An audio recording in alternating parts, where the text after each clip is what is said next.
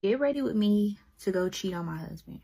Honestly, so tired of being unsatisfied in this relationship. I have not been happy in this relationship for a while now. My sons need a father figure. I'm a cheater, not a homewrecker. He doesn't even do what a man is supposed to do. He just goes to the kids' games. Bare minimum. The guy that's been texting me, on the other hand, goes above and beyond. He been sending me flowers, good morning texts, and he even paid for me to get my hair done. When a man truly values you, it shows. It's good to finally be appreciated. You can't judge me for doing what's best for my kids. One's about to comment that I could just leave.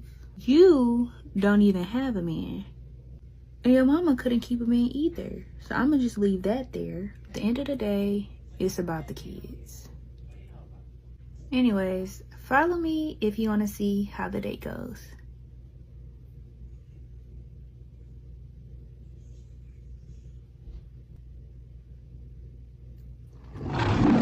All women here. I'm not responsible for paying everybody. I got the birthday girl. You invited everybody. You invited all of us. I didn't invite you. Ernestine invited you. Okay? I'm responsible for who I do. Okay, you're the only man. Okay. I'm sorry, hold on. We was all doing Russian roulette, paying your credit cards and all that. Now all of a sudden you want to split checks? We doing split checks That now? was 2021. Y'all okay? wait. Things were different. Y'all, hold on. This is my birthday, for real. You the only man at the table. You not gonna pay the taxes?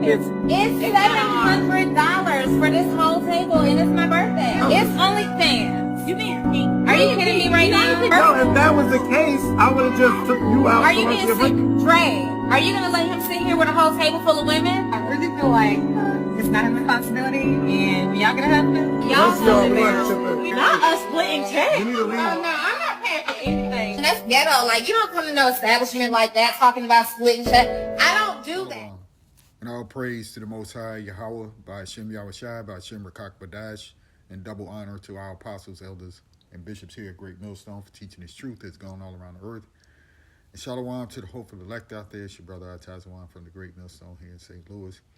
Going to do a very short, quick lesson on those two clips, right, of the dysfunction, right, of the so-called black woman here in Babylon the Great. All right, they have all these different beliefs and ideologies, whatever you want to call it, okay, that they basically believe they could do whatever they want to do, and there's no repercussions for it. All right, there's no penalty to pay, and nothing can be further from the truth. All right, so I looked up a meaning here. All right, we just jump right into it. What does it mean if someone is psychotic? Because I believe many of these so-called black, Latino women, even you Native American women, you know, you have something wrong with you, okay? Something's going on in your mental state that's not quite right? Now we'll just say it in a plain state. You know, you women got some demons on you, and your sense of reality is distorted. So anyway, let's look at this quick AI definition. All right, AI overview. It says if someone is psychotic, it means they are experiencing a mental state where they have difficulty distinguishing between what is real and what is not, often accompanied by hallucinations and delusions. This can be, let me see if we can highlight it. This can be a symptom of various underlying conditions, including mental health disorders like schizophrenia, bipolar disorder, or even be triggered by substance use, medical conditions, or trauma. All right. And let's go down here to where it says delusions. Holding on to false beliefs or ideas that are not shared by others, even when presented with evidence to the contrary. You see, and in both of those clips, you see women who are delusional, right? They're in an altered state of mind that think that whatever they think in their minds, no matter what it is, even if it's wrong, they see it as being right. One, you have a young woman. Now, it could be a situation where you have the first clip, young woman just doing that to get attention, right? Maybe it's real, maybe it's not. But that's beside the point. Because when you put something out there like that, it can filter down to other young women who see it, right, and believe that that's a way to handle what's going on in their lives, okay?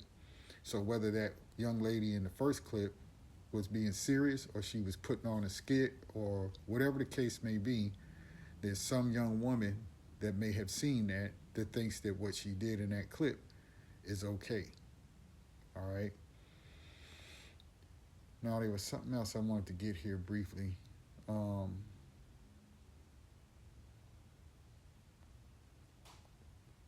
me see here. Bear with me a second. I thought I wanted something else out of this before we move on to the scriptures.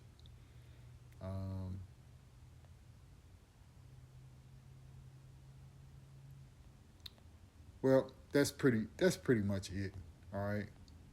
The whole thing of being a person being referred to or as psychotic. Okay. Yeah, that's pretty much it. Let's just get to a few scriptures. This won't be real long. All right. And in that first clip, I believe the brother had put in Proverbs 30, and I'll go back and put that in as well. So let's just jump real quick to right here in Ecclesiasticus 25. And let's start right there. Verse 13 says, "Give me any plague but the plague of the heart." Salakia. "Give me any plague but the plague of the heart, any wickedness but the wickedness of a woman." Right? Because women today, especially, and this was obviously going on back in the days, right, of times past. That's why this is written, that even women back then were doing wickedness. Okay? But today it's like at a grand scale. You see? Verse 14, "And any affliction but the affliction from them that hate me, and any revenge but the revenge of enemies. There is no head above the head of a serpent, and there is no wrath above the wrath of an enemy." Right? And a lot of times, especially for brothers now in the faith and in the truth in these days, where we're pretty much outcast from society, all right, meaning that our own family, our own women, come up against us, okay, and they're playing the part of an enemy, okay, because they too don't want this gospel to be preached, all right. Now, not all women are like that.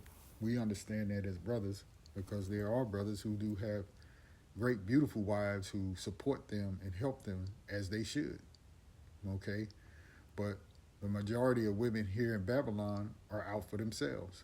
And that's all they care about. And you see that in the second clip, with all these women fussing about having a free meal. They wanted a free meal, okay? Thinking that they're owed something, okay?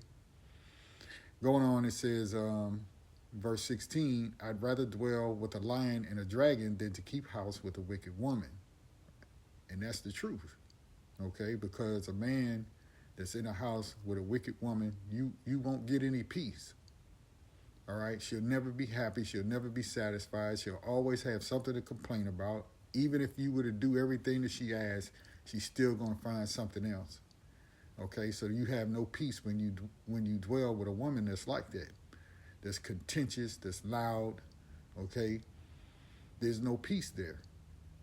Going on to verse 17, it says, "The wickedness of a woman changes her face and darkeneth her countenance like sackcloth." Yeah, being all sour, drawn up, right? Unattractive, right? Because of evil. "Her husband shall sit among his neighbors, and when he heareth it shall sigh bitterly. All wickedness is but little to the wickedness of a woman. Let the portion of a sinner fall upon her." And we speak on this quite often, right? Because we see not only what goes on with Esau, Edom in the world, all right, but running a close second is the so-called black woman, right? With your wickedness and evil, okay? Verse 20, "As the climbing up a sandy way is to the feet of the aged, so is a wife full of words to a quiet man." Never giving that man rest. Stumble not at the beauty of a woman and desire her not for pleasure, right? Because a lot of women use that as a trap, you know, use their beauty as a trap. And you saw that young woman putting on all that makeup. Okay, clearly she doesn't look like that without it. But when they do that, that's basically sorcery. Okay, because her face turns her into a different person. A woman, if she maintain her husband, is full of anger, impudence, and much reproach. A wicked woman abateth the courage, making a heavy countenance and a wounded heart. A woman that will not comfort her husband in distress maketh weak hands and feeble knees. Right? You know, a man can't count on his wife to be, you know, a support. You know, it wearies a man. All right? Verse 24, of the woman came the beginning of sin, and through her we all die. Right? And that you can think with Eve and the serpent, right?